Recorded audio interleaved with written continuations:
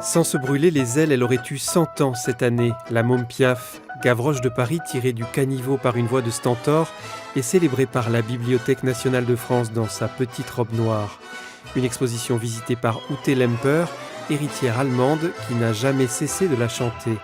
Elle fréquentait la rue Pigalle, elle sentait le vice à bon marché.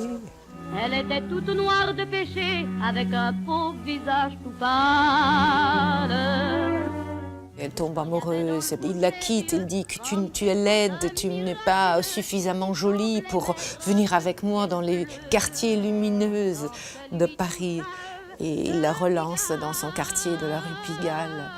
Les chansons racontent quand même son histoire à elle. J'habite un coin du vieux Montmartre. Élevée dans un bordel, femme des mauvais quartiers et des mauvais garçons, Piaf devient la première vedette française de l'ère de la radio et du show business, sans jamais abandonner une technique vocale et un style qui s'enracinent dans la chanson de rue. Elle chantait les chansons réalistes, des mots qui parlent de la douleur, de la perte, de la solitude. Et pour moi, ça avait toujours une continuité quand même de ce répertoire allemand que je chante. Une musique populaire avec Brecht et Weill qui ont créé l'opéra des Quatre Sous. C'était des chansons avec des gens qui avaient une vraie urgence de changer la vie et de raconter cette vie. Pour nous tenir au bout d'une corde, faudra d'abord nous attraper, faudra d'abord nous aborder. Qui est-ce? C'est toi. C'est moi? Ah oui, bien sûr, à la première fois, on ne reconnaît jamais sa voix.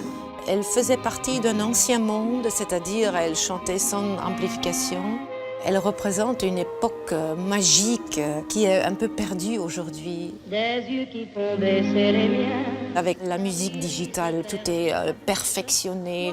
Une chanson comme ça n'existe pas. Il y a des crachons là, les crachons, les vibratos ne sont pas égales. C'est quelque chose de très véritable, avec une force de vie, de chanter. On n'en entend pas aujourd'hui comme ça. C'est merveilleux quand on est amoureux. Piaf, ses drames, ses frasques, ses amants, l'histoire de la môme, en partie romancée, a été revue par les historiens, mais n'a pas dévoilé tous ses mystères. Reste une artiste et une voix inaltérables.